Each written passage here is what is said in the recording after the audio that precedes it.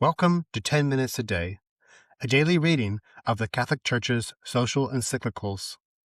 We interrupt the planned progression of the documents to bring you Magnifica Humanitas, the brand new encyclical of Pope Leo XIV on safeguarding the human person in the time of artificial intelligence. We live at a time of significant spiritual and cultural blindness. A false pragmatism urges us to sever the roots of our history, as if it were possible to inaugurate a kind of new creation detached from the past. Even those who cite important moral principles can fall into this historical nihilism, mistakenly believing that the atrocities of the 20th century can never happen again.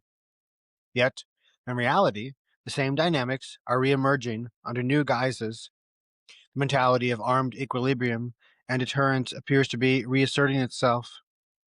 Today, however, in contrast to the two-sided dynamic of the Cold War, the proliferation of operatives and battlefields makes this mentality increasingly fragile.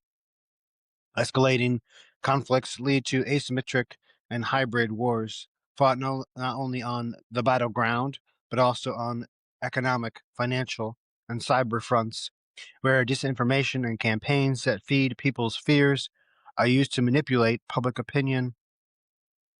In many countries, including those in the global south, increased military spending is presented as the only response to an uncertain future or perceived threats.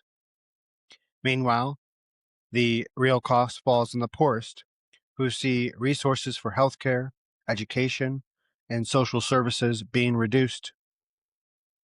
At the core of these issues is a false realism based not only on the prevailing mentality of force, but on the cultural and anthropological belief that war is an inevitable part of human nature. It is said that things have always been this way, except for occasional pauses, and that it will always be so. As a result, the concern is no longer the search for peace, which has been lost as a point of reference on the international stage, but rather how and when to take military action. The same argument maintains that it would be irresponsible not to prepare for conflict.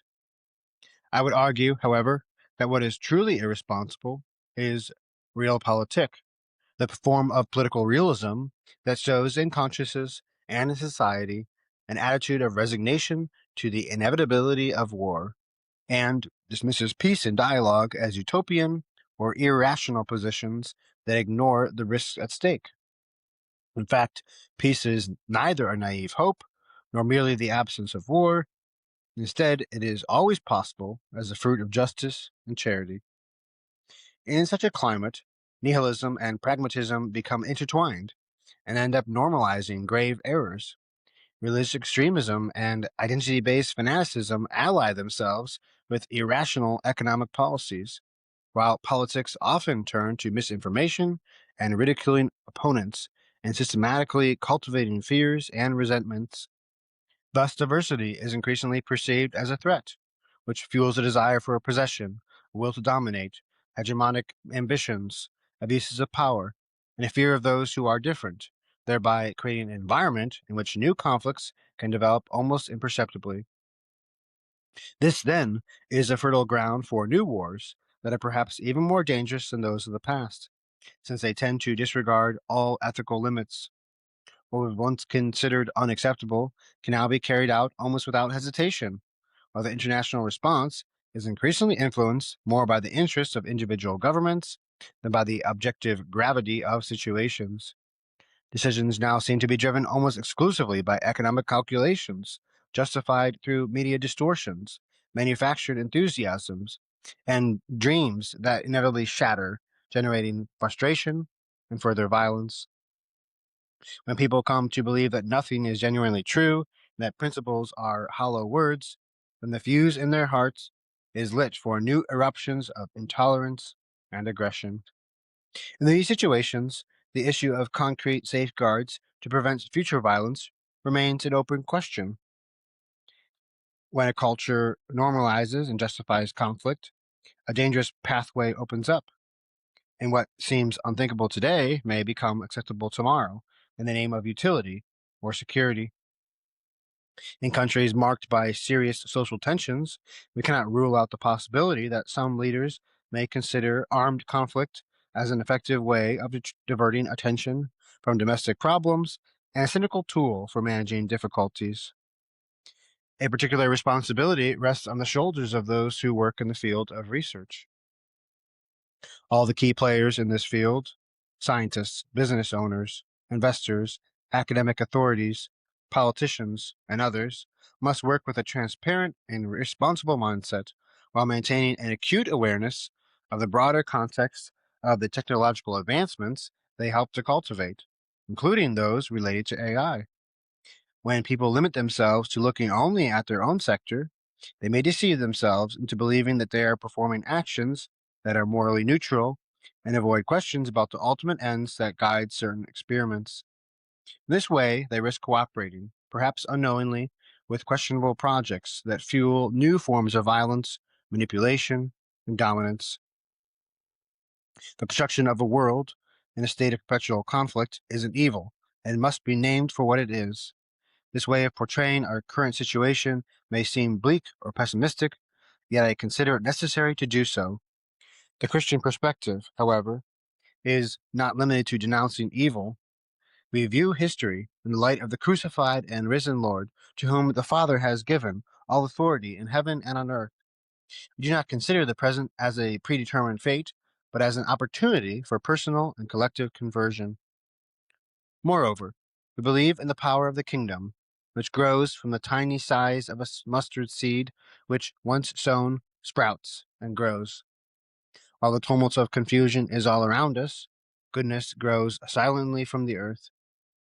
In the words of the prophet Isaiah, "Behold, I am doing a new thing. Now it springs forth. Do you not perceive it?" A closer analysis of history confirms this. Even in the darkest nights, the Lord raises up men and women who refuse to give up, who persevere in doing good, protect the vulnerable, and open pathways to reconciliation. The memory of the saints, righteous people, and the oft-forgotten peacemakers show us that grace does not magically eliminate conflict, but instead it inspires active resistance to evil and astonishing creativity in doing good. Christians see the darkness and acknowledge it for what it is, yet they do not merely gaze upon it passively, for they know the light and understand that the darkness has not overcome it and cannot defeat it. For this reason, even when suffering seems to have the last word, Christians serve the good and are sustained by a theological hope that gives reality both meaning and direction. At this point, however, a subtle temptation may emerge, namely the thought that the problems are too big and we are too small, that our choices, therefore, cannot make a difference. This is a polite form of resignation, often disguised as realism. Certainly, not everyone has the same power to make a difference. There are those who govern, make investment decisions, lead institutions, conduct research, educate, produce, or provide information, and then there are those who only seem to live their daily lives. Yet, no one is without responsibility.